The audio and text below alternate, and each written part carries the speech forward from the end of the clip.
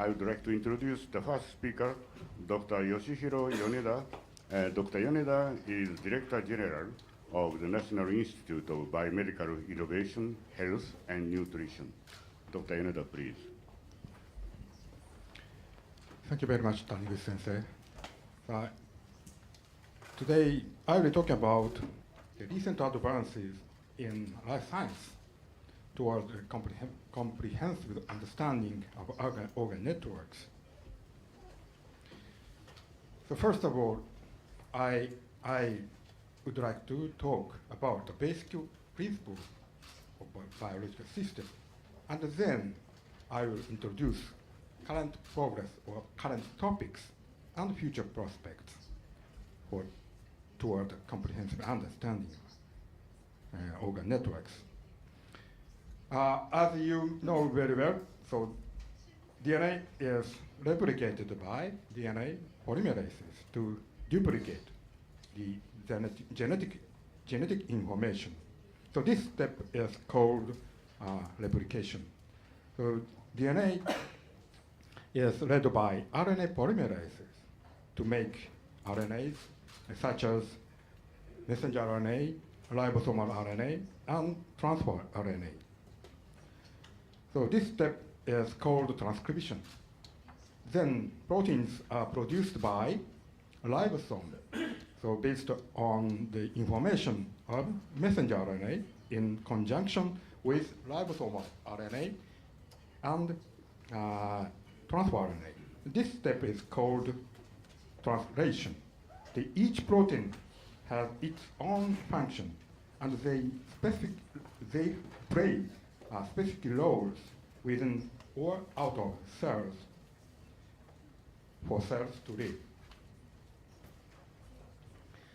So our goal target is human life.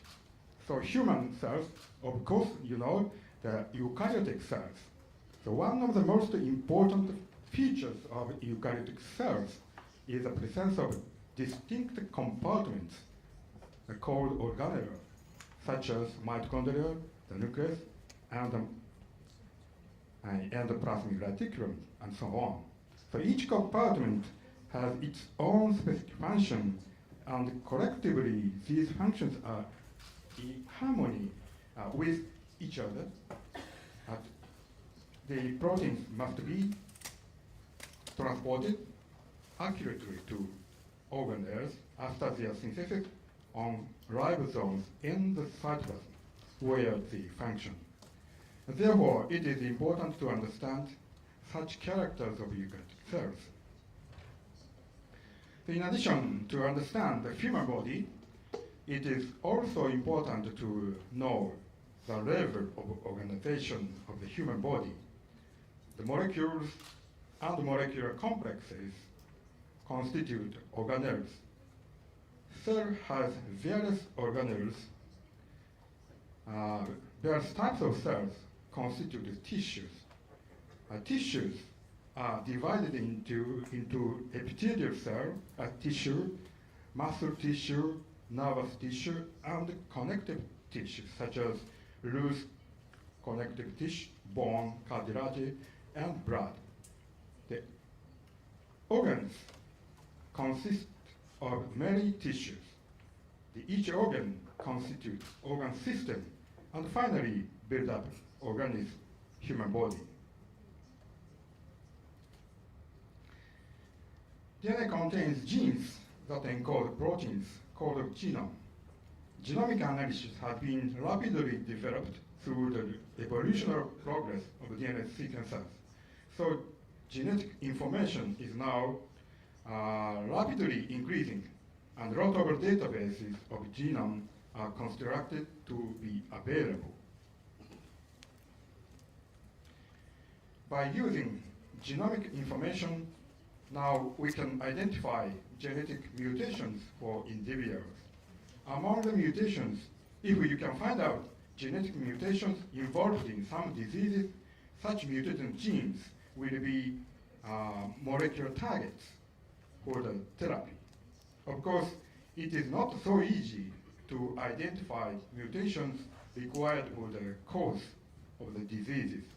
the many experimental efforts, hard work, are required to know the molecular targets.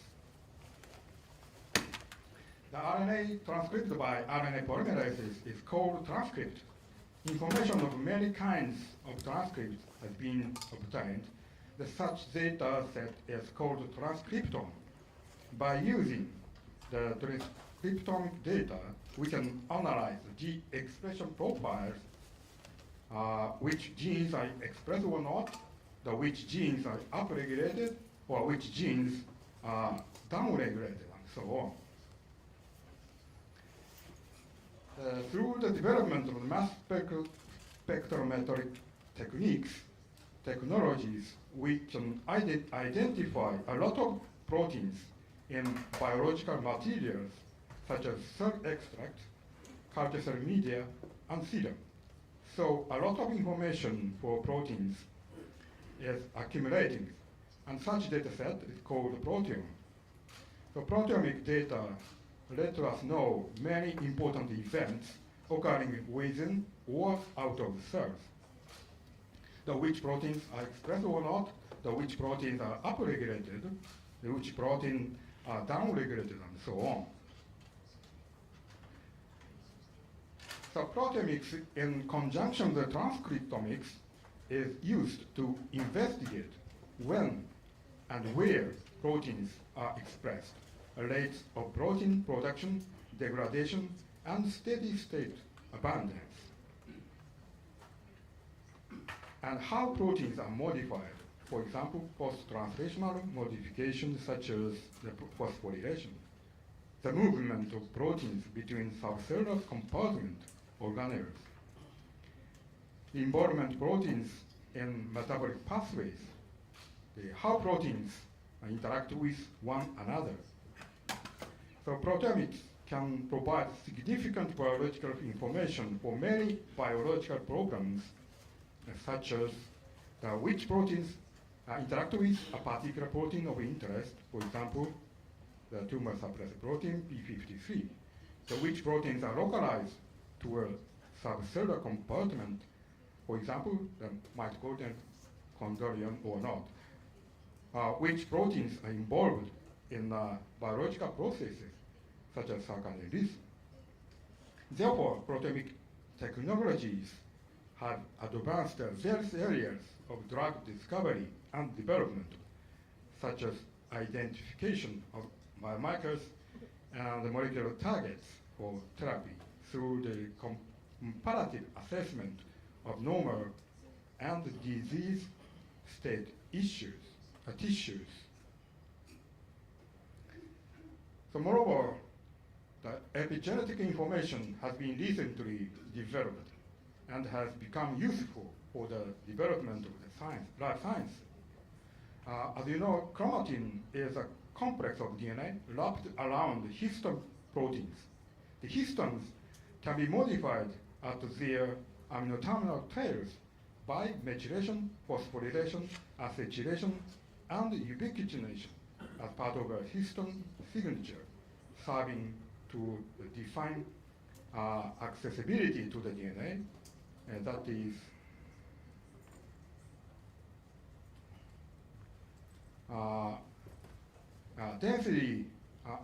densely packaged closed chromatin, heterochromatin, is contrast to the accessible open chromatin, euchromatin.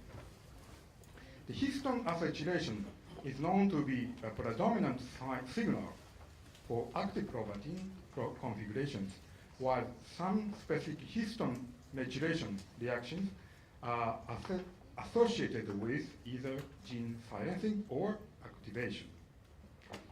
These are regulated by histone modifying enzymes that catalyze the addition or removal of an array of covalent modifications. This is histone code. It can be led by specific proteins which recognize certain histone modifications to produce an effect on gene expression. So chromatin remodeling plays a central role in the gene regulation by providing the transcription machinery with dynamic access to a tightly packaged genome. Therefore, it has been shown that the chromatin remodeling factors can be molecular targets for therapy. For cells to function, proteins are working within or out of the cells, resulting in the production of a lot of metabolites.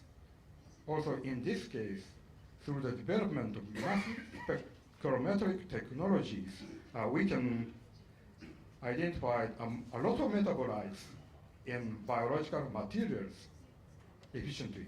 So a lot of information for metabolites is accumulating now, and such data set is called metabolome. So for example, tumor metabolomic analysis provides a variety of important information for us. It has been demonstrated that glycolysis breaks down glucose into pyruvate, which is then fermented to lactate. The pyruvate flux through the TCA cycle is down-regulated in cancer cells.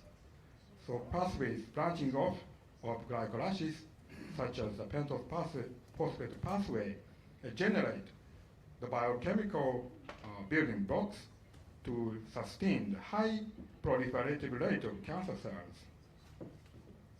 These data provide valuable hints to identify molecular targets for cancer therapy. Furthermore, imaging technologies such as light microscopy, atomic force microscopy, electron microscopy, cryo-electron microscopy, and X-ray crystallography have been recently developed. By using these technologies, we can observe the aimed biological materials from nano level to micro level. Interestingly, now the human protein atlas, which is obtained by Human Proteome Research, is available. This is a schematic overview of the Human Protein Atlas. The Human Protein Atlas analyzes the human genome on different levels in organs, tissues, cells, and organelles. The organs, tissues are stained using the immunohistochemistry, providing the basis for the tissue atlas and pathology atlas, while cells and organelles are analyzed with immunofluorescence in the cell atlas. The proteomic analysis is combined with RNA transcriptome on the organ, tissue, and cell level, and all data is freely accessible on the Human Protein Atlas web portal site. I will show you the more detailed data. This shows subcellular localization in the cell atlas, a schematic overview of the cells. This is a schematic overview of the cell. 30 subcellular proteomics, as well as a proteome of secreted proteins, were defined in the cell atlas by determining the localization of proteins to 30 subcellular structures. So B shows the subcellular structures annotated in cell atlas by immunofluorescence microscopy. So example of proteins localizing to each annotated structure in the representative set of the human cell lines used in cell atlas. The microtubules are marked with an antibody against tubulin. The nucleus is counterstained with DAPI. These are typical analytical data by using Human Protein Atlas. As you may know, TRIM28 is highly expressed in many types of tumors. The immunohistochemistry was performed with rapid polyclonal antibody. A strong nuclear staining is observed in almost all types of cancer presented in the Human Protein Atlas database. The only lymphoma and the liver and the kidney tumors show medium intensity for TRIM28 staining. So normal tissues showed a moderate to strong nuclear positivity with this antibody, as presented at the bottom. However, in most cancer cells, presence of the TRIM28 in cancer cell nuclei is more pronounced than in adjacent normal tissues. This is just an example.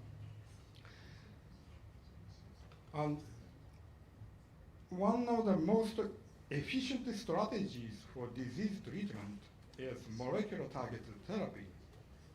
From a combination of genomic analysis, transcriptomic analysis, proteomic analysis, and metabolomic analysis, we can finally identify responsible genes for the diseases and find out drugs to target molecules such as growth factors and signaling molecules. Also, protein-protein interaction is a good candidate for the therapy.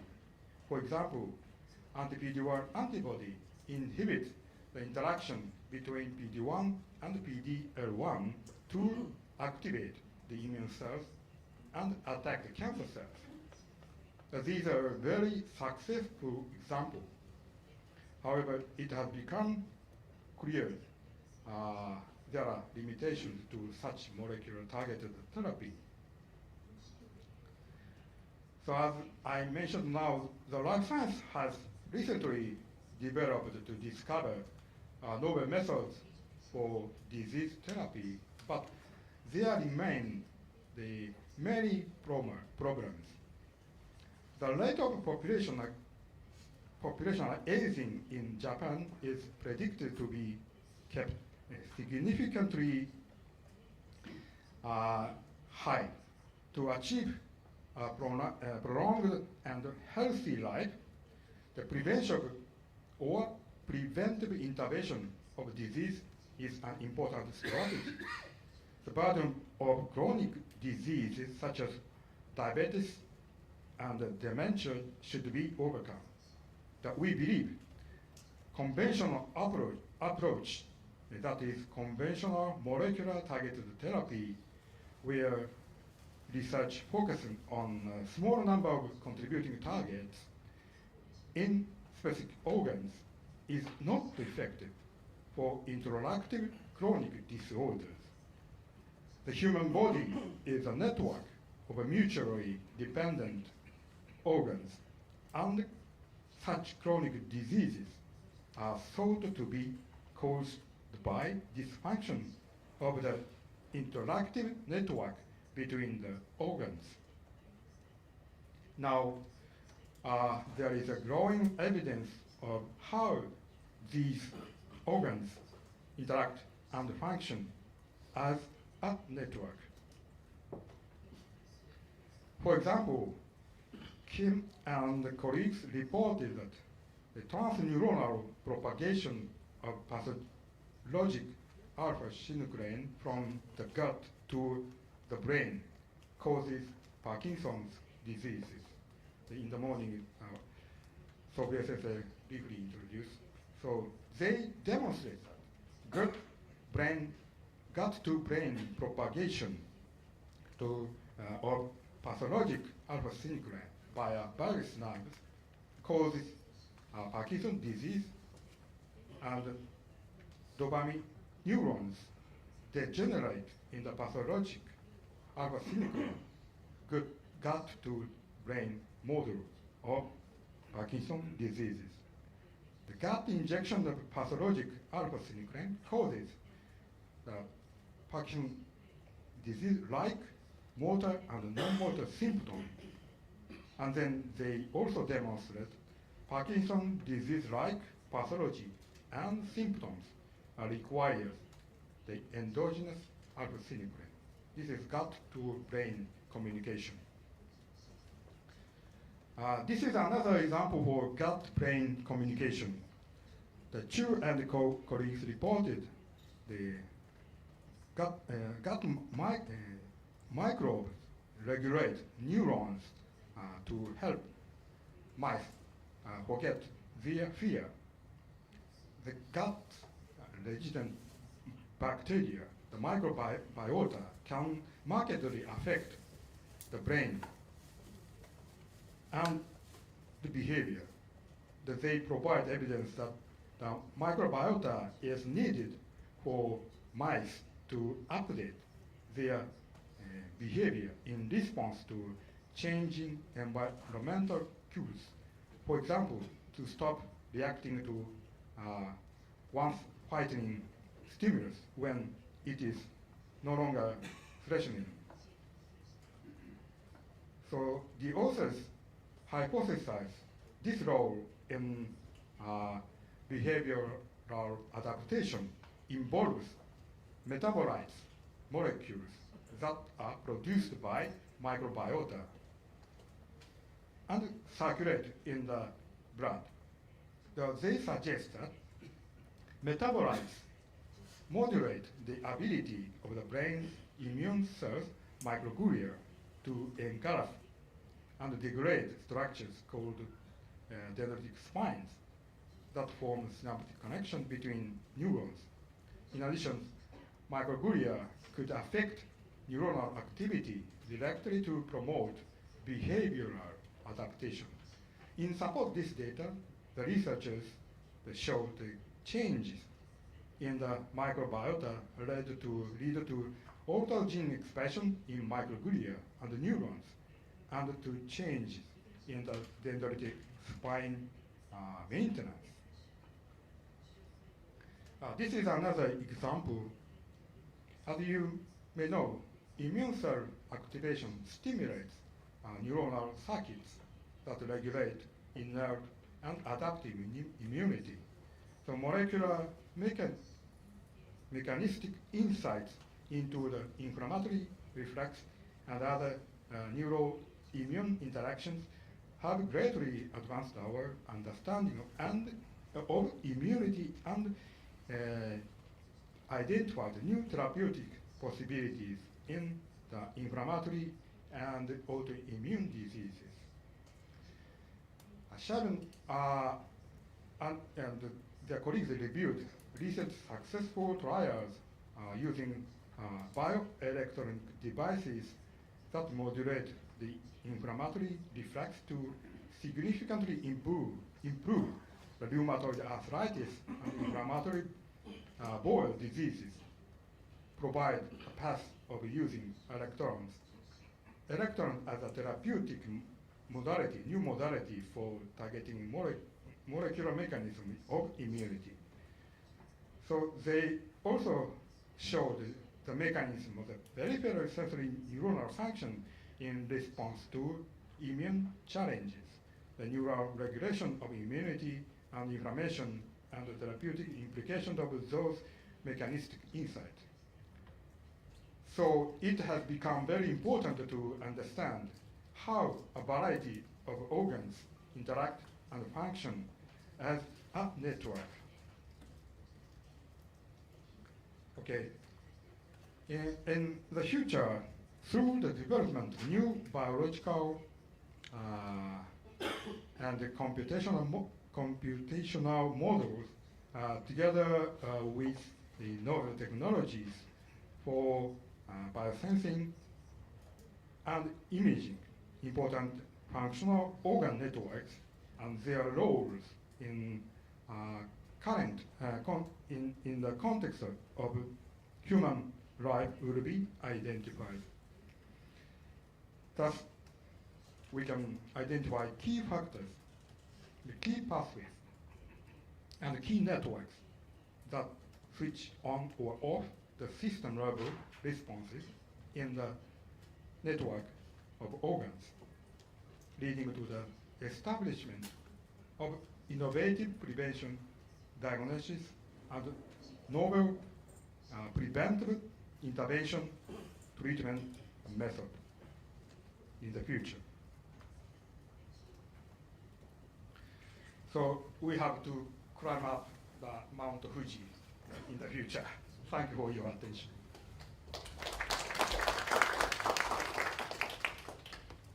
Thank you. Thank you, Dr. Yoneda, for wonderful presentation.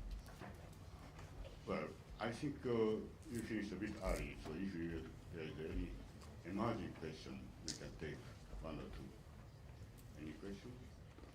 Otherwise, we can have this issue in the discussion section. If not, okay. Thank you again, and let's move on to the second speaker, who is Dr. So Nishikawa.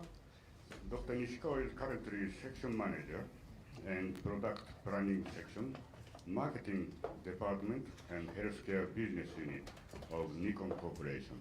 And Dr. Nishikawa, please. Thank you very much about the introduction. My presentation title is like this: the current status and the future perspective of microscopic imaging. Because I come from Nikon, so my talk is really stick around about the optical microscope things. So I'm So Nishikawa, as introduced, head of the product planning of the Nikon microscope things only from the Nikon Corporation. Okay, so because today's speakers of the director or the professor, such kind of thing, so that I have to justify first why I'm here and talking this kind of important sessions. So first, let me introduce a little deeper about me and Nikon. So I look so young, might be, but working 20 years. 20 years already with the optical microscope. So in the 2003, I got a PhD degree about the biophysics in the Osaka University, Professor Toshio Yanagida's laboratory. And at that time, I really enjoyed building my own laser-based some sophisticated special microscope, like omnidirectional tap microscope. This is the kind of to see the single molecule things with a very even illumination, which means this can measure contact the single molecule with the quantitative manner. So this makes my measurement very precisely. And after the couple of years postdoctoral fellow of the CREST Osaka University, I got a kind of faculty position of the assistant professor of the Osaka University. And even at that time, I enjoyed some special microscope things. At that time, I enjoyed the total internal reflection dark field microscope. So this is I made my whole microscope by myself, so that I do not use the company-made microscope. I can't make these things, but the whole bottom things are the handmade things. And this microscope is a little bit special. Is 27 kiloframe per second acquisition can be done, and with the nanometer precision. So this means ultra fast single molecule golden particle tracking is achieved with this microscope. So enjoy the 3 years of the faculty position of the Osaka University. I really addicted to the microscope things. I changed my mind to make mass production microscope. So I changed my job to Nikon, and I was really lucky. So just the full model change of Nikon inverted microscope series was planned at that time. So the really lucky thing is I got a position of the product manager of this project, and finally made the TS2 and TS2R and the TI2 micro series things as a product manager. And something really good again is I got the Good Design Award 2016, the best 100, and something very good thing is this is IF the Gold Award. So means industry design, the world best design award. So I'm the guy who spent 10 years in university and 10 years in industry company. So as the chairman said in morning, so this Moonshot program is really makes it really important to cooperation between company and the university, so that I might be a kind of suitable person who doing this kind of job. Okay, so with this single slide, I wanna explain about why I'm so addicted about the microscope. This is because the more your goal clearly focused, the more help your discovery. So I really believe microscope imaging can realize our desire if you do not require too much. So for the single particle tracking, so I just focus on the fast tracking and the precision of nanometer precision. So my microscope do not have any kind of spherical aberration correction or the chromatic aberration correction. The illumination is for this fast microscope. I do not have a kind of even illumination, but the speed and precision is a kind of superior than any other microscope things. So what I did is this is the myosin. One of the examples is this is the myosin molecule. Actually, this is walking around on the layer of the actin filament in the cell. And I attached the quantum dot or the gold nanoparticle at the hood of this myosin molecule, and just track precisely with the very fast response time. So if we see the footprint of this myosin molecule working, so we can clearly see that this footprint. So the dwell time, if the food stays a long time, it shows a kind of many points gathering in the single spot. So this length between these groups about around the 50 nanometer or something like that. So this is kind of the super resolution imaging. So if we see the time trajectory of this stepping, so we can see the myosin is walking like stepwise. So something interesting, my microscope show up is this rising phase.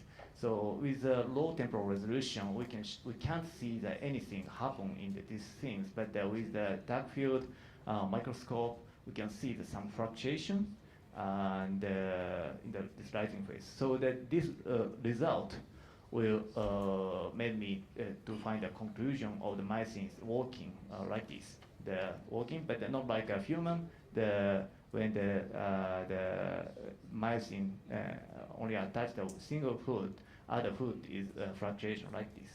So this is the fluctuation what Professor Toshio and Nagita really loved. Okay. So why I really like the microscope is there's other reason.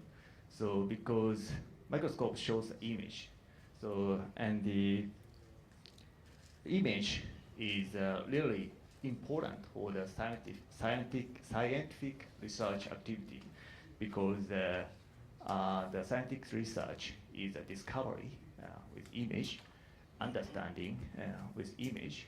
And when you write a paper, you have to prepare some image explanation, and to communicate with each other. You sometimes, in many cases, you really need an image for the good understanding each other. So with Nikon is, I think, as you know, we are famous at the digital cameras, and also microscope, and other industrial, the measurement things, and of course with communication. So my company, Nikon, is really proud of support the whole science activity. So this is why I'm now enjoying Nikon these 10 years. Okay, so I finished my introduction. Maybe you already used the 8 minutes. So this is the main mission of this slide. The purpose, main target, one of the main important target of this Moonshot work group 2 is understanding on the comprehensive network between human organs. So the brain things are still many secret are hidden, but already the optical microscope did a lot of job with the brain measurement, imaging. But now we have to see the brain and the stomach or the intestines or other guts, maybe in simultaneous manner. So the imaging is more than difficult than brain things. So the microscope, next microscope, might need a more deeper imaging capability and faster and larger. And of course, the researcher want to have a higher contrast and the resolution always. So I want to show the kind of the food of thought, couple of techniques that currently the many scientists can achieve, could achieve, and make some inspiration to the very sophisticated scientists from the other microscope companies. Okay, so first question to choose the microscope, the modality is do you need a live imaging or not? So this is a very important selection point. So as like the morning sessions, electron microscope things. So these are not all the things are fixed. The fixed imaging is still really difficult if I heard today's morning sessions, but easier, honestly easier than the live imaging. So if your experiment do not really need a live imaging, you have to do the fixed optical microscope imaging, because these days, if the live imaging is not required, you can see that this kind of image already. So this is a paper of the Nature Method paper of the 2019. But now we can use the clearing method like this.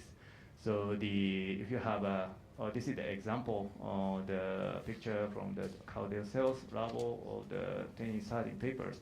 The brain was solved in the monomer things and the cross-linked biomolecule things that monomers are cross-linked in advance. And then the polymer synthesis started, and this kind of mesh structure of the polymer support the brain structure. And after that, with the electrophoresis, lipids, this is the source of the scattering. Scattering is really the enemy of the optical microscope. So if you eliminate this lipid by electrophoresis, you can see the really clear the samples afterward. So this is not the brain and the chicken embryo, and the way of the clearing is a little bit different. This is a BABB method. So I'm sorry. So this is the clarity, but this is the BABB method. But the result will kind of same, I believe. And this is the chicken embryo of from here to here. About this is 1 millimeter bar. So the kind of 10 millimeter large. And the depth is color coded. So this is also 7 millimeter. So the very large sample visualized in this clearly, and this is a neural filament thing. So if fixed, you can already see the whole neuron connection in this level, and the resolution from the papers it was kind of 2 micrometer or something like that. Okay, so if you do not need a live imaging, your resolution can become even higher. So this is again the polymer technology. So this is a trend of D3 has the expansion microscopy. Again, you can anchor some biomolecule with the monomers and label it and make a polymer synthesis. And then after that, this is something different from the clearing method. Is like your children's pee in the diaper, this polymer can expand like this. So this is the actual image of the mouse brain slice. This small brain slice become this large, 10 times or I don't know, so 10 times, I don't know. So this is the final, the imaging result of the this is the neurons of the hippocampal, maybe. And if you do the typical imaging, confocal imaging, you don't, you only see the obscure neurons like this. But with the 4.5 expansion, with the same confocal microscope, you can see more detail like this. The spines there, and with the 20 times the expansion. So this means, in other words, the resolution become 20 times higher, means a 10 nanometer resolution with the simple optical microscope. So that you can see more clear the image of the brain neural spine things. So if you do not require light, you can do this easily.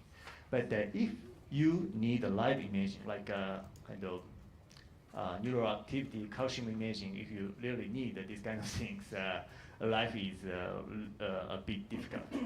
So now we have a selection of your sample is scattering or not. If if you do not have a scattering, now you have a choice of the kind of epifluorescence microscope or confocal scanning microscope. A spinning confocal is also included. And light field microscope these days, or the light sheet microscope is your option. So if you need a sectioning, you'd better to choose the confocal scanning.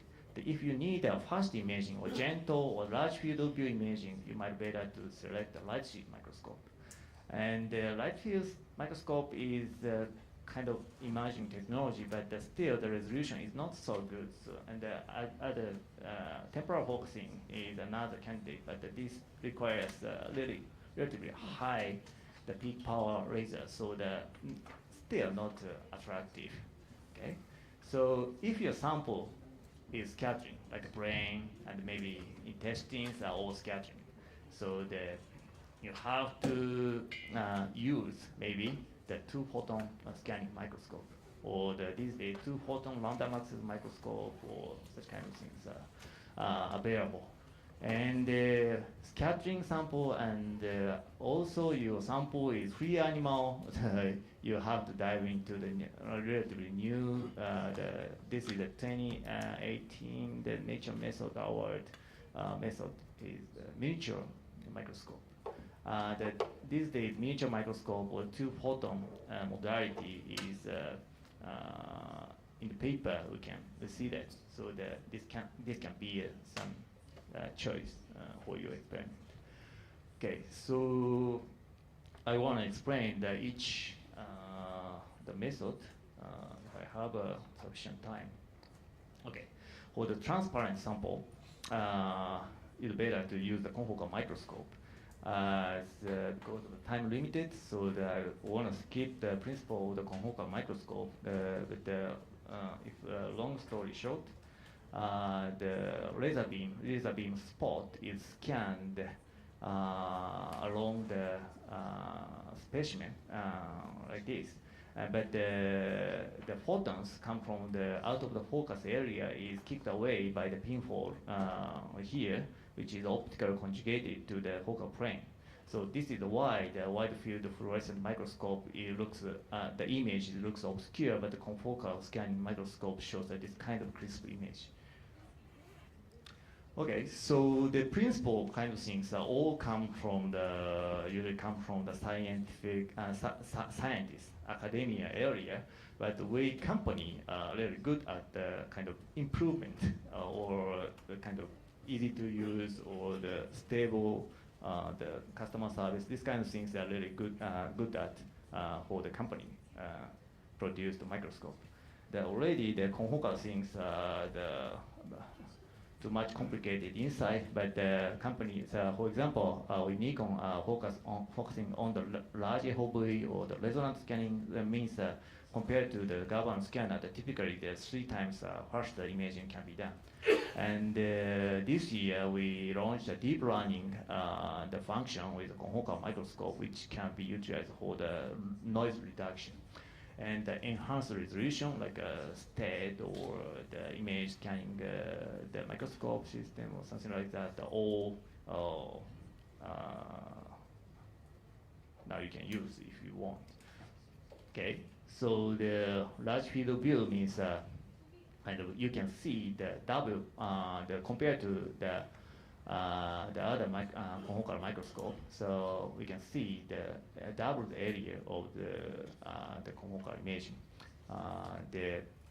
This means not only that you can see the large area in single shot. If you do the time lapse, if you measure this kind of big things with the time lapse imaging, if you have a large field of view, the acquisition time is kind of the half, so that you can save the time. Okay, this is the deep learning things. So resonance scanning, this is a really fast scanning method, but if the sample fluorescence is really weak, so it's kind of noisy image. So in that case, the people start using the averaging. Averaging means uses some couple of frames for averaging. So means the time resolution become very slow.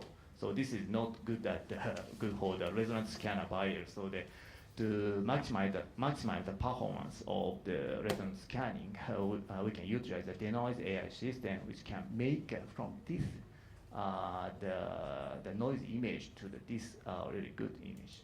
So so you can use this kind of feature this year. Okay. Good resolution. If you have 1K pixels or confocal imaging, if you do the low magnification imaging, please use the scan zooming. So make a ROI, and you can zoom this area with a very good resolution. This is like a kind of Google Map, Google Earth experience. Okay, this is an even better resolution. So with a single click, by utilize the pinhole, make the minimum size pinhole with the confocal microscope, you can achieve typically the 1.5 or 1.7 times better resolution like this. This is apical surface of literally the epithelium of mouse, but you can see the really clear some hair-like things like biology textbook. Okay, so the spectromic. Okay, I can skip that. Okay, this is the light seed microscopy, and because the confocal microscope is very good, but still the scans the whole of this area if you do the kind of embryo imaging. But I only use this to make an image. Confocal only uses this slice, but the light illuminated here on, so this contribute to the phototoxicity. So these days, light sheet microscope only excite this area which uses for the imaging. So this means you can do the very gentle imaging. Don't stop the embryogenesis of this really important biomaterial. Okay, so light sheet is these days really good method. The modality is quite many, but from the molecular level to the embryo level, you can do the light sheet microscope method to understand the fast or the really sensitive, light sensitive the biological phenomena. So with Nikon also collaborate with the Miser chilled system, so we can put the simple laser light sheet system on our microscope. So this is a really cheap solution, so that you can test this new technology also.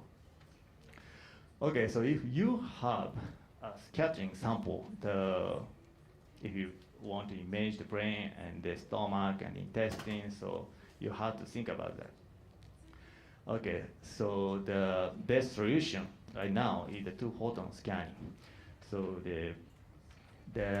because the light source now become an IR laser with the periodic power strains, because this is the IR laser, this can penetrate to the deep into the sample. So this is why the IR laser is good for the scattering sample for deep imaging.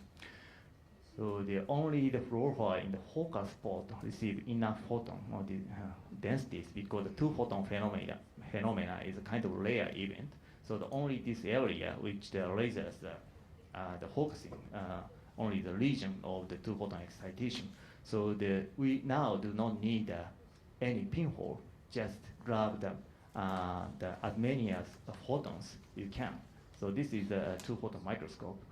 If you see that this is a plant kind of things, cone or something like that, and with a single photon imaging. So from this is the objective lens side, and if you go deeper, image become obscure.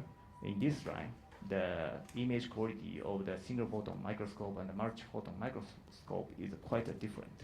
So much better if you use the multi-photon microscope. For example, our two-photons microscope is something like that. So we have a kind of CFI, the special objective lens for the deep imaging, and we are having the detector, as I explained, that we do not need a pinhole. So the detector should be closer and closer, make a more better the contrast. So in this example, we can see the deep in the more than 1 millimeter brain imaging like this. Okay, something, if I can say something superior the company is compared to the university, we can make a special objective lens, which is dedicated for your research. So the many kind of the numerical aperture, the working distance, suitable for the new stomach imaging or the intestine imaging, we can prepare if there is the future. Okay, so some troubles right now, the two-photon imaging is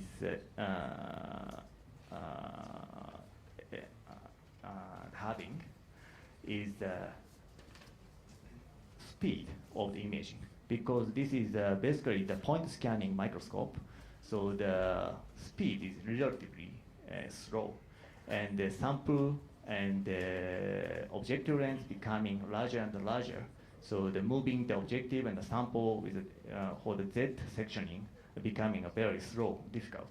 So the emerging technology is a kind of the many like ETL, what this is electro-tunable lens, or the SLM, or the tag lens. This shows the 450 kilohertz Z oscillations.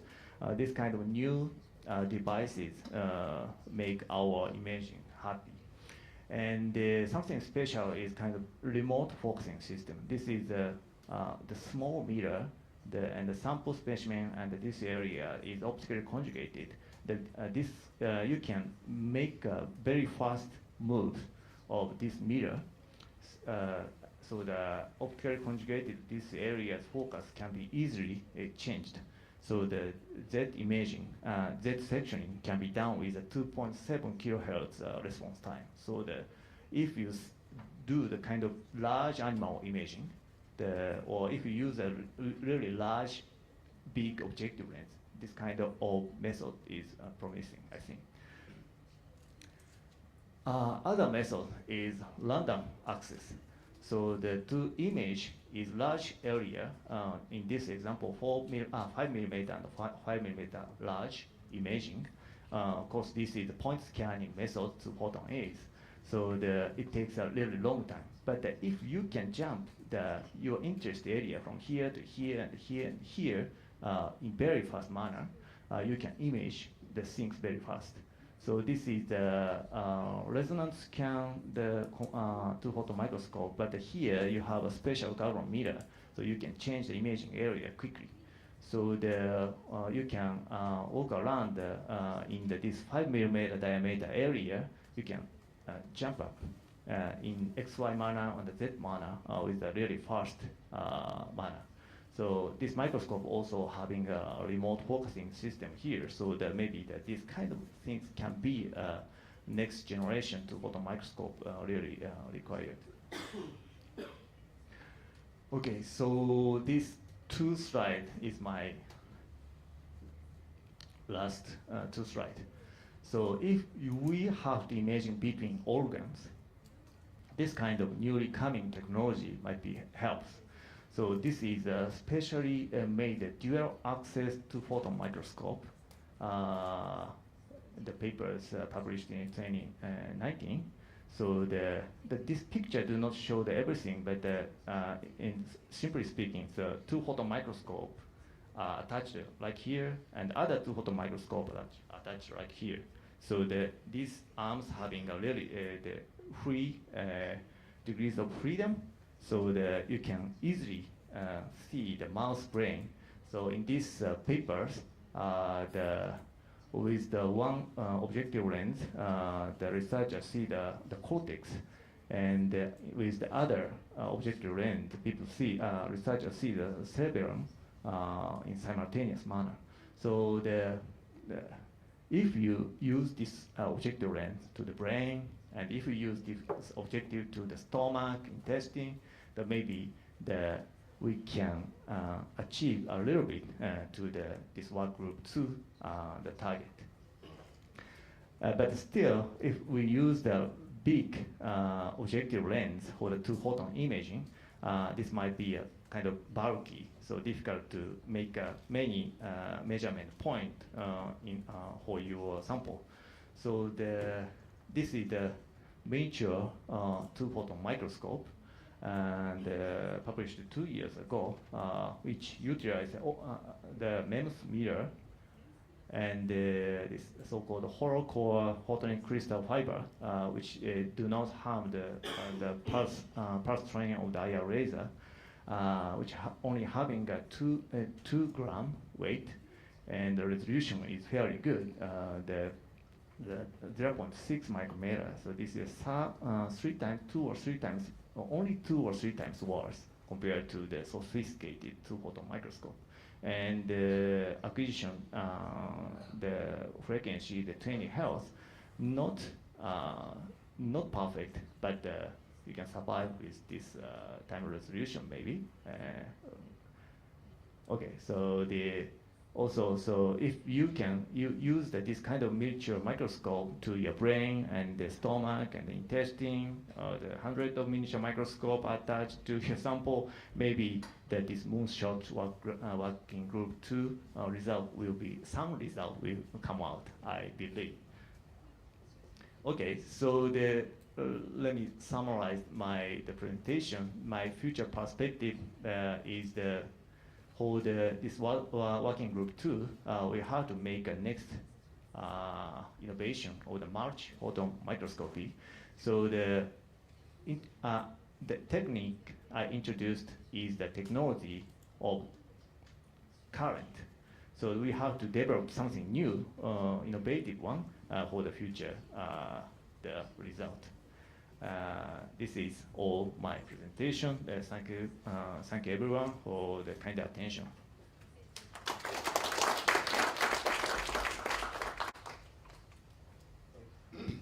Thank you very much, Dr. Nishikawa, for really wonderful presentation.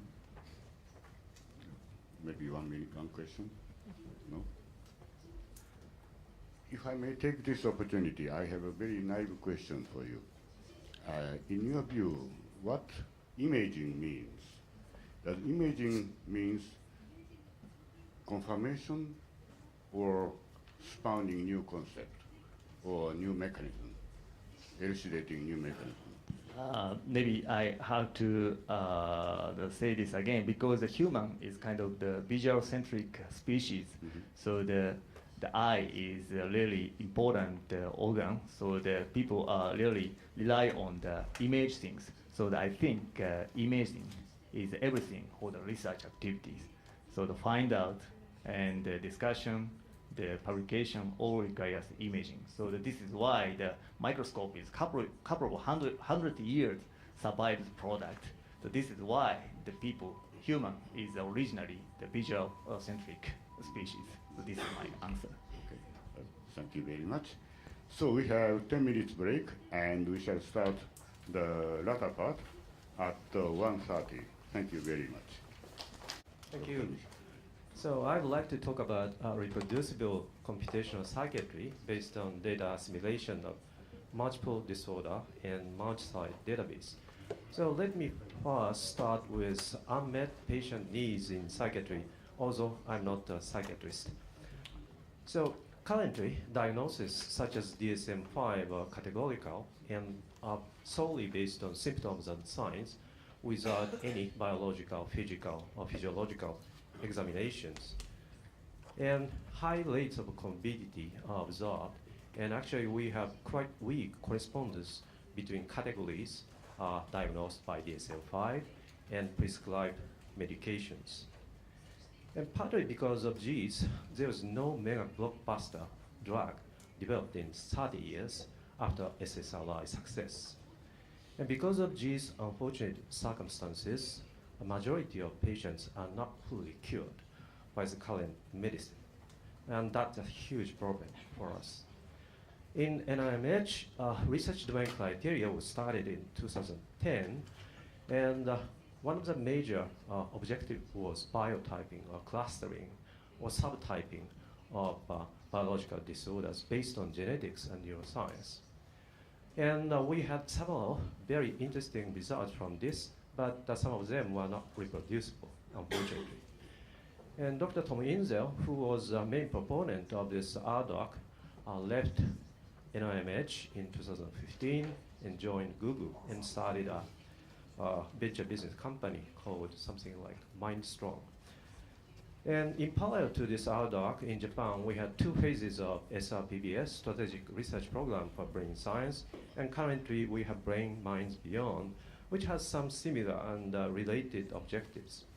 So in research-driven criteria, by traditional classes, within each class, you have various types of patients with various types of biological backgrounds. So utilizing a genetic and brain activity and physiological and cognitive and behavioral indices, you would like to classify these into different clusters or biotypes. This is modified from Tom Inzel.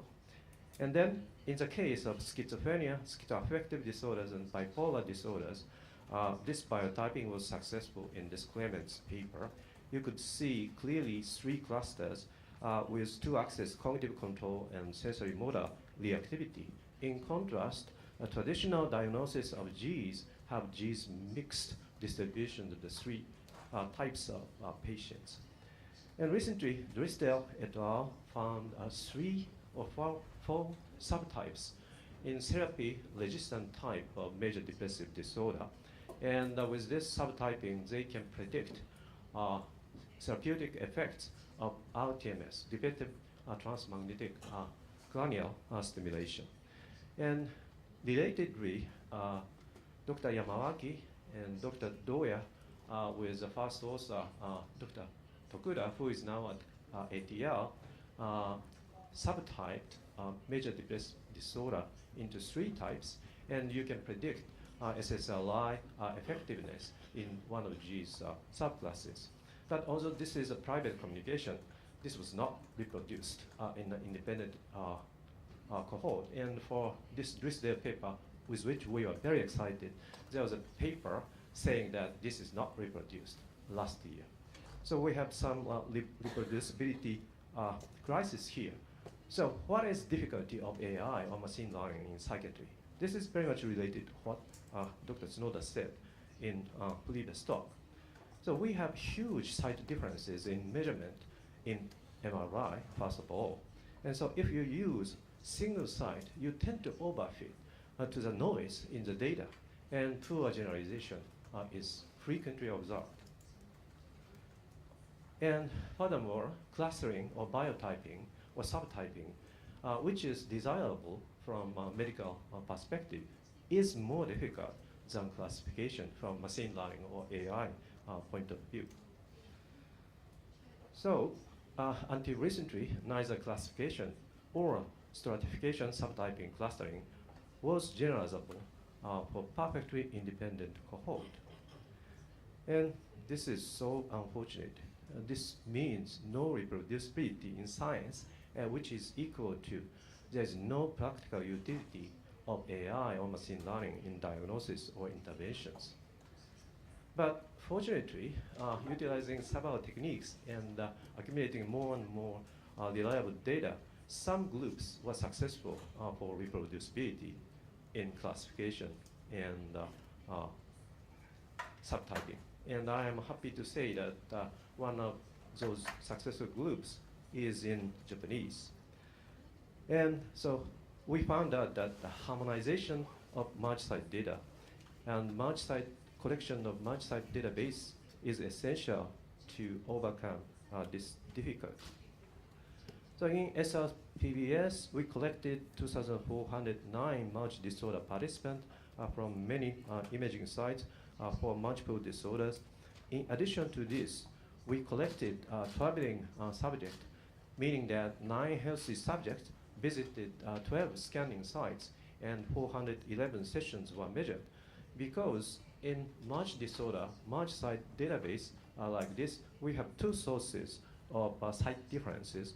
One is a measurement bias, which comes from the difference in properties of MRI scanners, such as imaging parameter, field strength, MRI manufacturer, and the model of MRI scanning.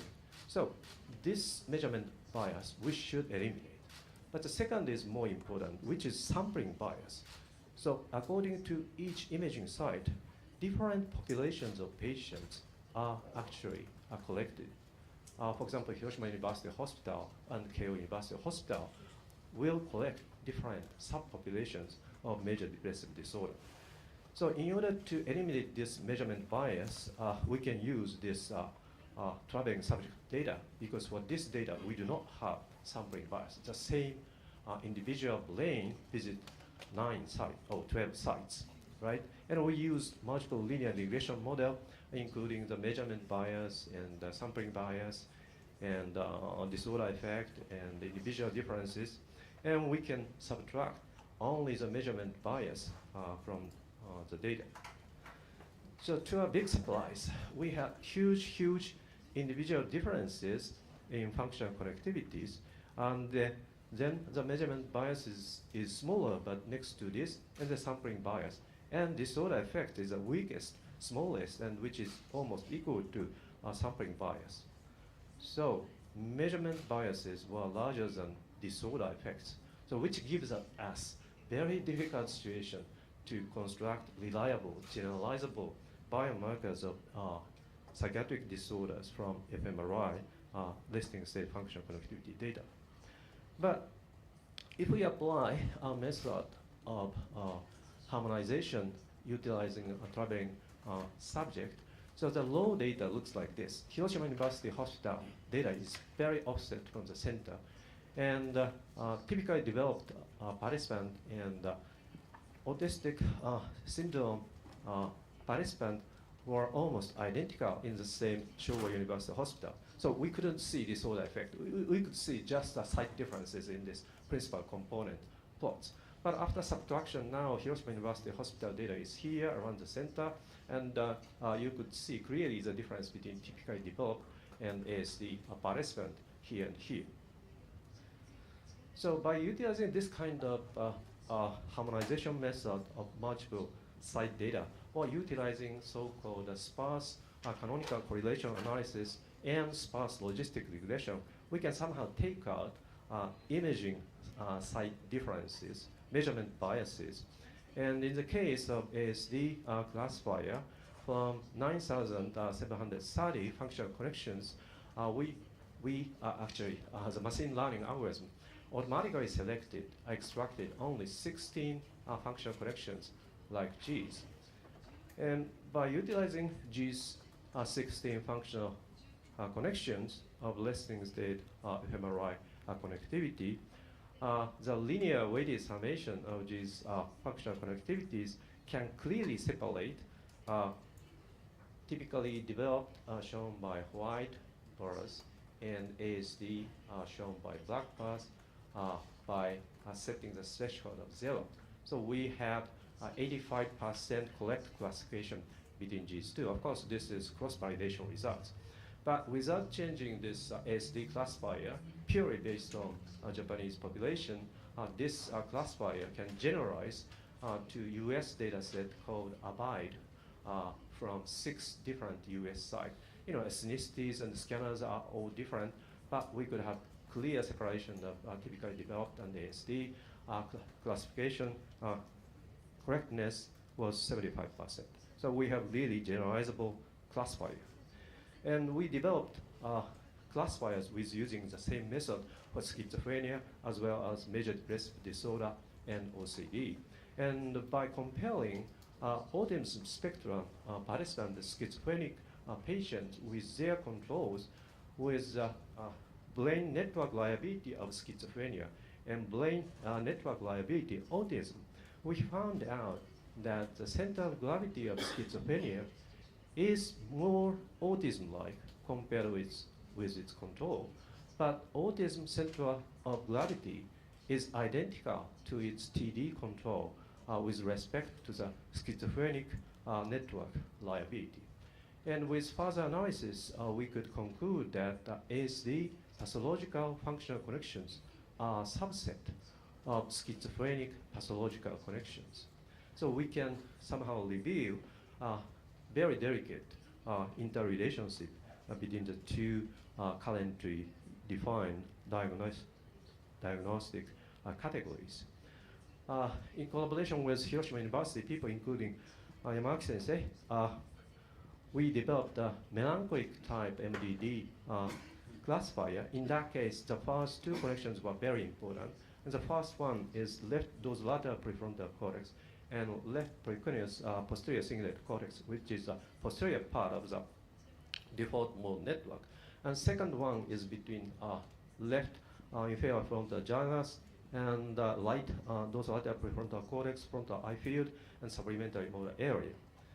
And very interestingly, these 2 most important functional connections for the melancholy depression behaved very differently to SSRI medication, meaning that healthy control, I can see this. So for healthy control, we have negative sign for the left dorsolateral prefrontal cortex and left posterior default mode network connectivity.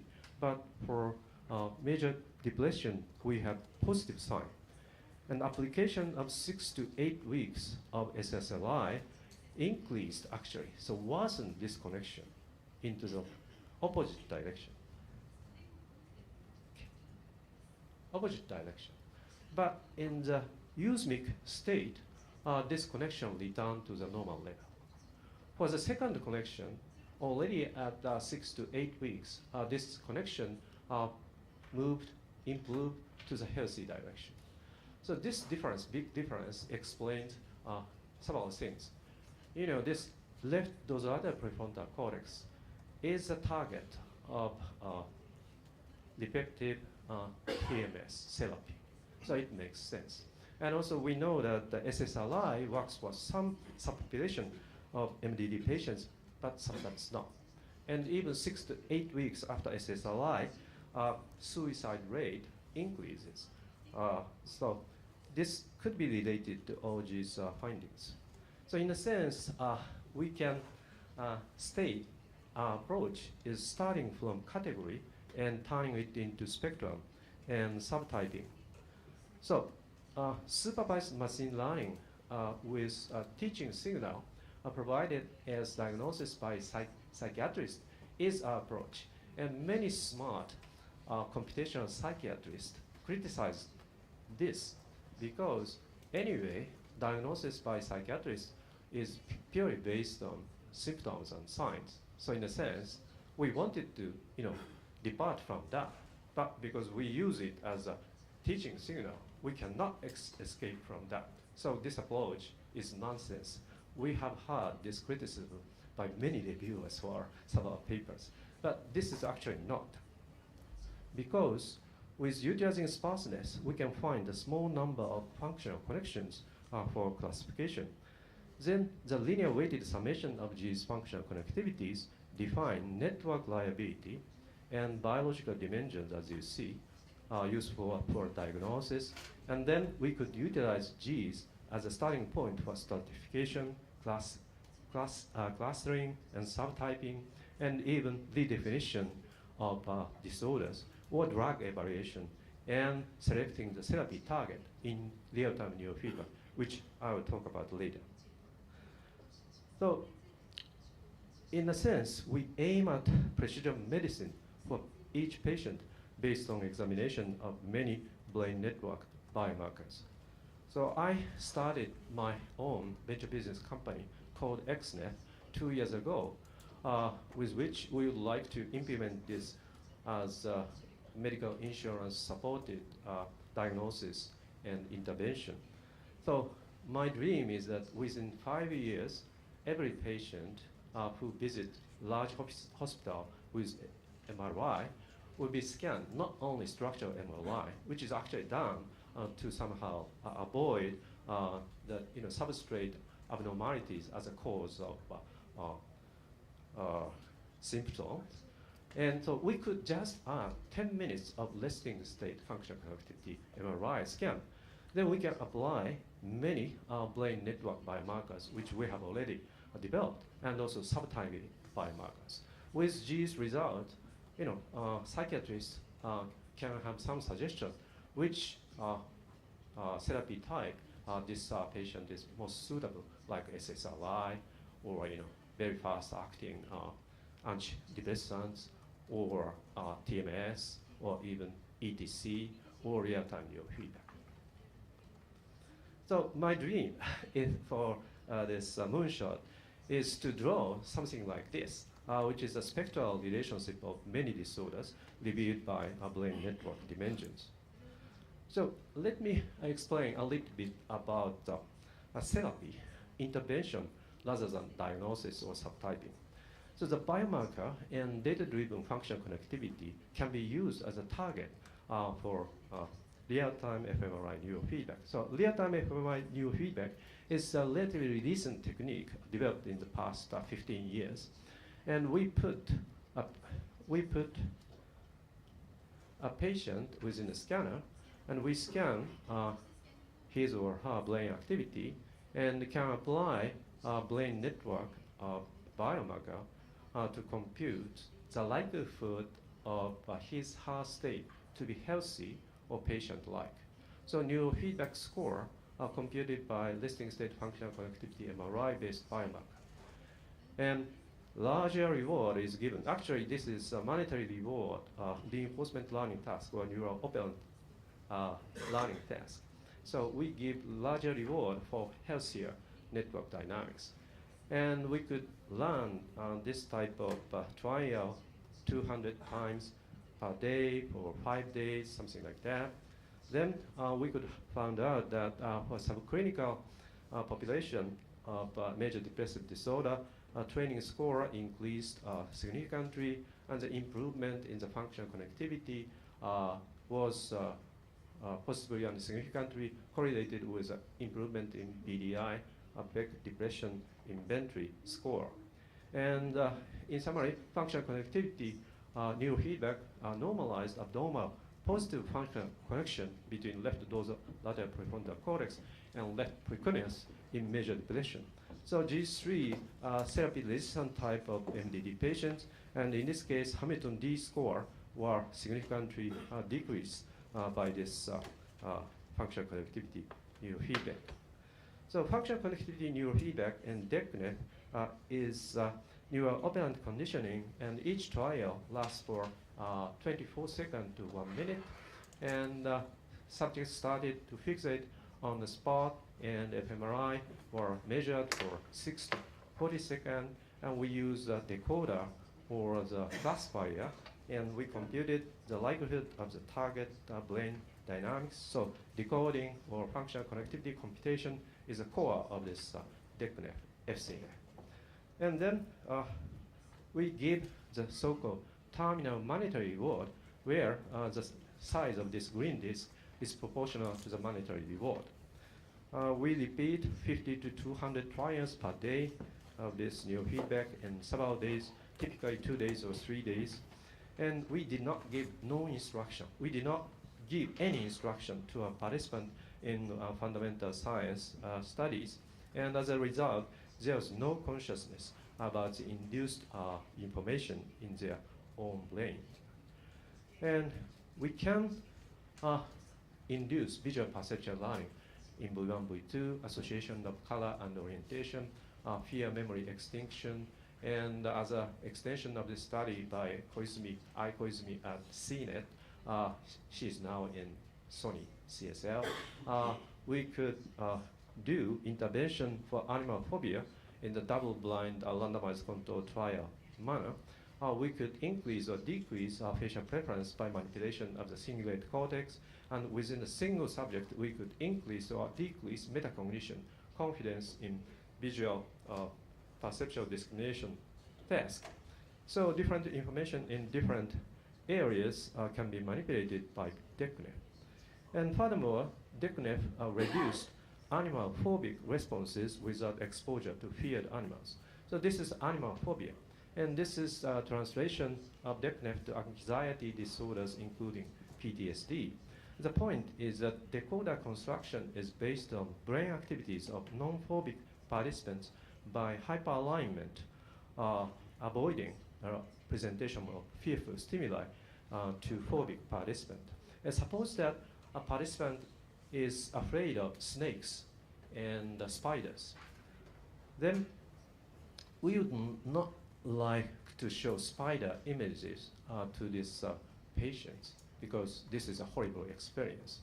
So we use something like 40 participants who are not afraid of snakes or spiders or cockroaches.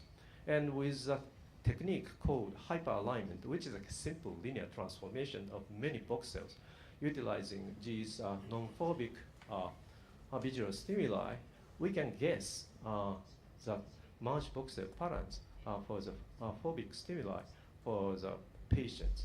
With this, we succeeded in double-blind RCT, meaning that target animal was known to neither participant or experimenter, and this disproved any placebo effect. And you could see, for example, for the spider, skin conductance reflex dramatically decreased, but for the cockroach, there was no change like this. And we observed medium, large, even huge effect sizes in Cohen's DZ on brain activity manipulation by DECNEF and FCNF, and behavioral change induced by Gs. And Gs include ASD patients and MDD patients. And furthermore, we found a very, very interesting result regarding the communication between different brain areas. So this is taken from Kazuhisa Shibata's paper regarding increasing and decreasing facial preference by manipulating the cingulate cortex. So in the decoder construction stage, our participants were conscious about the face, as well as they needed to rate facial preferences from 1 to 10. In that case, the facial preference information in the cingulate cortex is well predicted by merged voxel patterns in many brain areas like this. So this is decoder construction. But in the induction stage of DECNEF, only within the cingulate cortex, we have this information represented. So somehow, in DECNEF stage, this cingulate cortex is detached from other parts of the brain. And participants were not conscious about the face or facial preference in DECNEF, meaning that for conscious awareness, you need inter-brain areas communication about the information which is represented. So this information induced has significant effects on the later facial preference ratings. But during the DECNEF, we don't have conscious awareness. So this limits several consciousness theories, and that's interesting. And with some simulations and multi-voxel pattern analysis, we can confirm that our DECNEF is actually changing the multi-voxel pattern activity and the neural activity within the target region, and this leads to the behavior change. So in a sense, we established a human causal system neuroscience with DECNEF. So DECNEF is versatile and efficient in manipulating different cognitive functions of various brain regions with good effect sizes. And DECNEF is a neural operant conditioning combined with a decoding technique. And fMRI multivoxel pattern, principal component analysis, and link attractor neural network simulation suggests that spontaneous and target neural activity is reinforced in DECNEF. And in a sense, DECNEF is better than optogenetics for several aspects, including human usage. We can control spatial temporal patterns, and the target pattern can be derived from typically hundreds of brain activity patterns. In the best case, hundreds of thousands of brain images. And we specify information rather than just recording the once occurred brain activity pattern. So for Moonshot goals, I propose several topics. One is, of course, reproducible, causal, and computational psychiatry based on multi-disorder and multi-site big data, as well as large-scale modeling. I have not talked about this large-scale modeling, but I will go into that. So we use functional connectivity as a convenient tool for characterizing biomarker, brain network classifiers of several mental disorders. But we view this just a tentative tool. So data assimilation and computational modeling for quantifying abnormal dynamics should develop next, possibly in Moonshot. Because we believe that the origins of mental disorders are abnormal brain dynamics. And resting state functional connectivity is just a small aspect of this brain dynamics. So I don't think I have time to explain in detail on this wonderful slide prepared by Kenji Doya, who is sitting there, brain modeling strategies. I think we have here target of modeling, and here is models at different levels and aims of modeling. So we have many different international projects hitting at only a small part of these nice table. But probably what we need is this vertical ellipse targeting a whole human brain at various levels and various aims. Because even if we can classify subtype, MDD patient, which has no direct relationship to neural circuits, neuromodulators, or proteins and genes, we definitely need these vertical axis to make sense of the subtyping or decoded neurofeedback. I have no time to explain this large-scale brain data assimilation, again prepared by Kenji Doya. We have different levels of anatomical physiological data and large-scale models, and the upper layer model should give prior information to the lower level, and the lower level has constraint on the upper level. And we should have several discovery and impacts. And I have no time to explain this data assimilation by combining brain network dynamic modeling with observational models. So in the MEG, EEG, or FNews, we have physical observation model, we have brain dynamics model. If you combine these two, you have much better data assimilation and data making sense of a huge amount of data. And I have no time to explain this brain data assimilation project prepared again by Kenji Doya. And so let me conclude with a final proposal. So, with optogenetics or chemogenetics, neuroscientists now talk about causality, but I feel very uncomfortable with causality. So we need to redefine causality in neuroscience.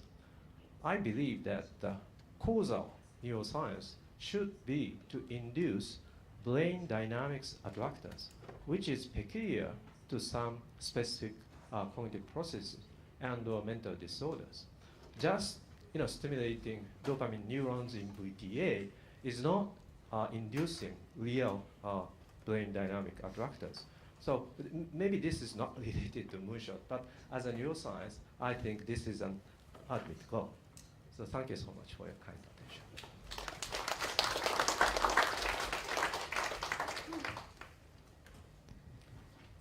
Thank you very much, Dr. Kawato. A very interesting presentation. Any questions or comments? Yes?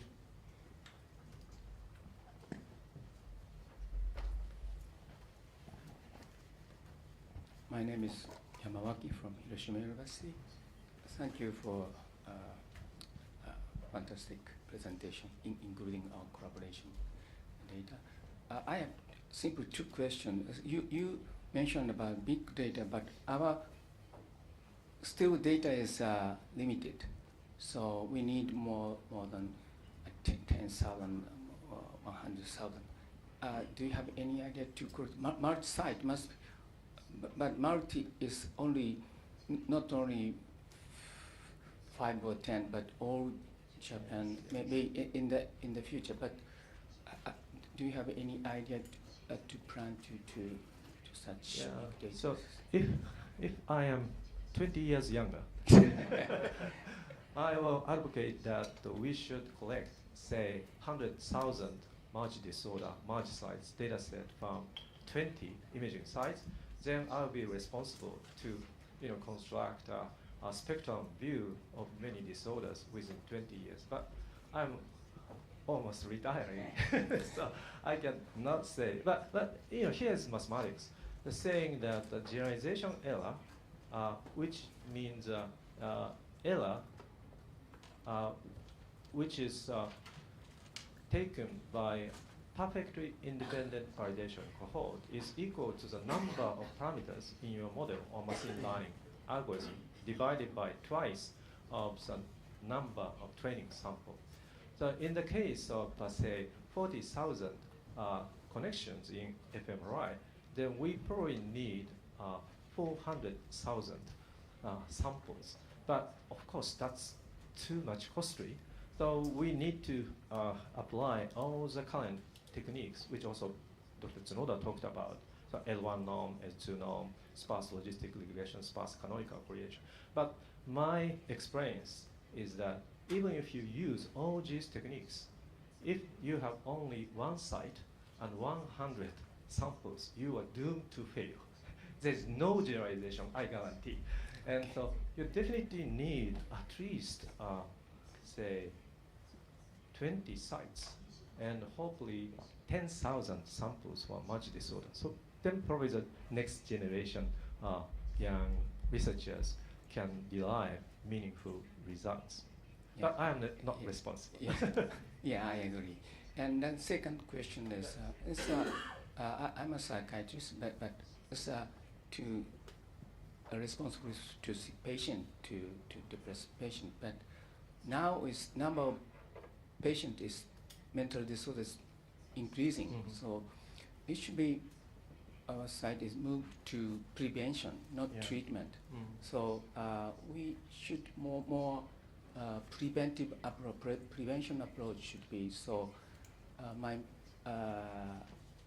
Moonshot includes not only treatment but prevention strategies, is my opinion. Yeah, so actually for examining DECNEF or FCNF effect sizes, we first used non-patient but subclinical healthy populations for MDD, major depressive disorder, and OCD, and animal phobia.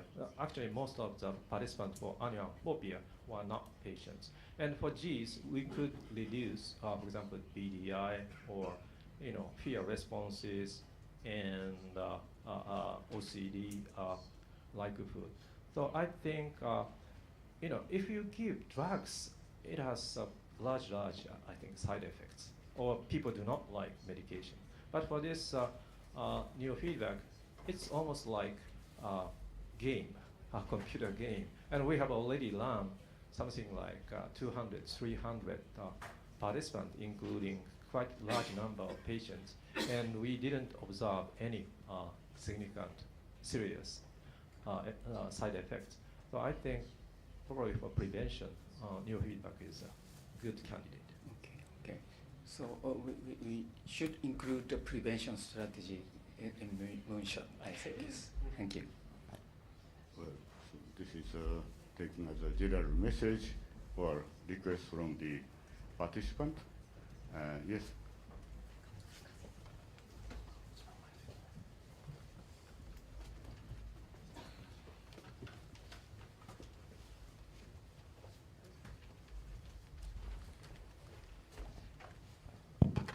Hi, I'm Jun Seita from Riken. So, of course, the functional MRI is very fascinating technology, but if there is no limitation, so what kind of technology are needed to advance this computational psychiatry approach? What do you want to measure? Yeah, that's a good question. Of course, I would like to see two-photon calcium imaging from human hippocampus or human cerebral cortex, or microconnectome for ASD participants. But at the same time, I understand that it's impossible to take G's measurements. So fMRI is fine, but probably we need to combine fMRI with other modality, non-invasive measurement modality like EEG, MEG, functional news. And in ATR, we already succeeded to simultaneously record fMRI and MEG, fMRI and EEG. Okita Yamashita sitting here has been working on that. And I think these information should be integrated in the dynamic modeling. fMRI is slow, so you could not have really dynamic neural network modeling only with fMRI. And also in practical application, it's better to use only EEG. And in the world, we have a nice movement to somehow estimate functional connectivity of MRI from EEG. Israel group has been working on that. ATR group has been working on that. So ultimately, we would like to use very cheap EEG at home for prevention or even therapies for psychiatric patients. Yeah, because the Elon Musk recently introduced that Invasive. the embedding the chip and sensor in the brain is actually coming. So in this moonshot era, so we can expand our imagination like that. Yeah, probably for American people, it's fine to have electrodes in the brain. But as Japanese, I hesitate to have electrodes inserted in my brain.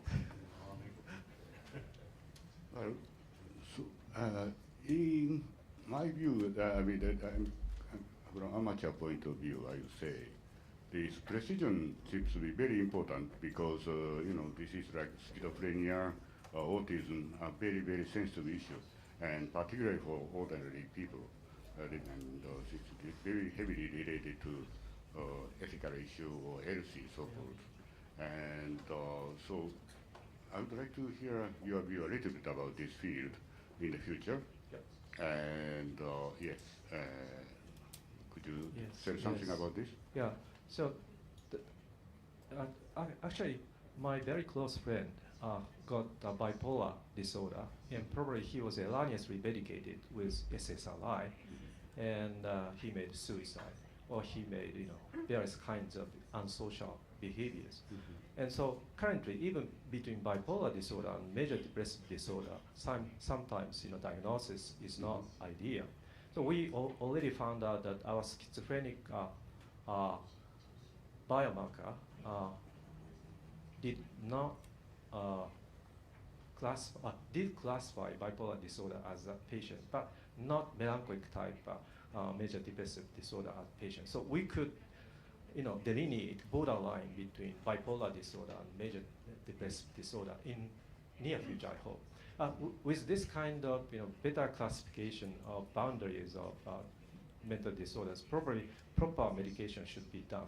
And also subtyping of each disorder will probably avoid unnecessary and with side effect application of non-useful medical drugs to some patients. I understand that some proportion of major depressive disorder patients do not respond to SSRI, but SSRI is a first selection by psychiatrists right now. But with these kind of biomarkers, probably we could suppress the total health cost in psychiatry, as well as to develop more efficient drug specified for each subtype of mental disorder. So that's our dream, and of course, in our doc, it was a dream, but it did not seem to work out there. So probably we Japanese can do that. Thank you. Any further questions? Yes? Sorry to take the floor again, but my name is Yutaka Shimoka at QST. I think I guess the MRI is very powerful tool because this is very concise and very cheap and this is low invasive or no invasive technology. So I think prevention is also very important factor for the moonshot target. But I think still now you overcome the difficulty of the MRI to cancel several barriers. Just 40%. Just little, but I think it still has some difficulty because it takes quite a long time for the measurement. But if you can overcome such difficulties, I think I guess this MRI technology is very powerful tool for the prevention. So I think this theme is very suitable for the moonshot technology. So I think I perfectly agree. We do not need to attach to the currently existing methodology like EEG, FNUS, or MEG, or fMRI. You can think about portable fMRI, for example, portable MEG, or non-superconducting MEG, and so on and so on.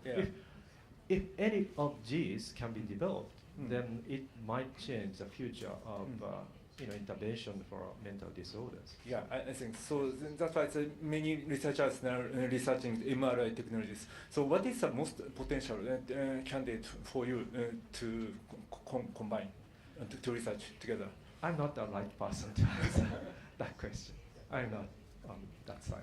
Well, I think it is an interesting approach, of course, needless to say, but on the other hand, in the context of this Moonshot project, one would expect that some kind of multi-organ interactions, and I don't think, in my view, it seems unlikely that only the brain analysis is sufficient to diagnose these kind of diseases, and then perhaps only in the context of this new idea of multi-organ organization interactions, one could find a new way of diagnosing or treating the diseases. I gave a talk in Kobe Institute of Medical Sciences last year, spring, and Professor Tasuku Honjo met me before my lecture, although he couldn't attend my talk.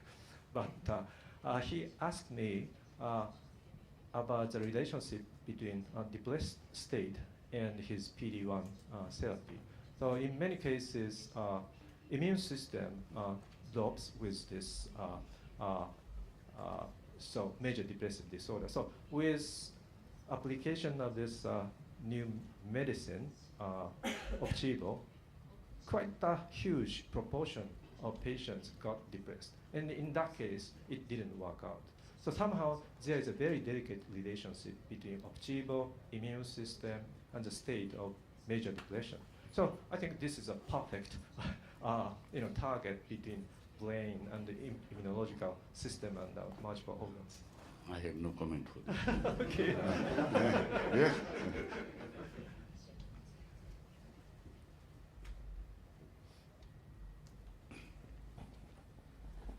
Thank you very much for your wonderful lecture. My name is Akiku Tanaka from Canon.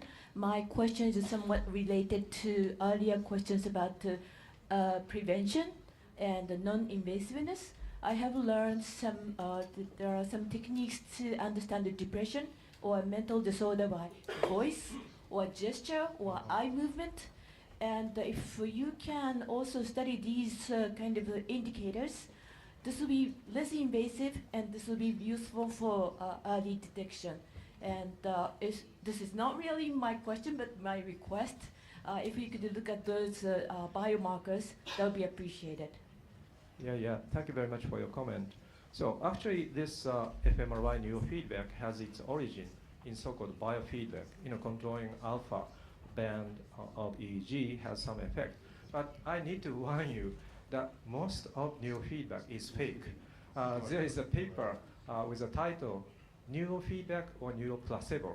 So you really need to discriminate between placebo effect of biofeedback, neurofeedback from the real physiological functioning of Gs. And as far as I know, for depression or animal phobia, there appeared only 2 or 3 papers which really examined the double-blind, randomized control, placebo-controlled experiment. So most, I tend to say too aggressive thing, but probably most of neurofeedbacks or biofeedbacks currently available by patients are not really working. They are fake. Thank you very much. I'm sorry to cut the question because our time is up now. And thank you very much for the wonderful talk, Dr. KAWATO.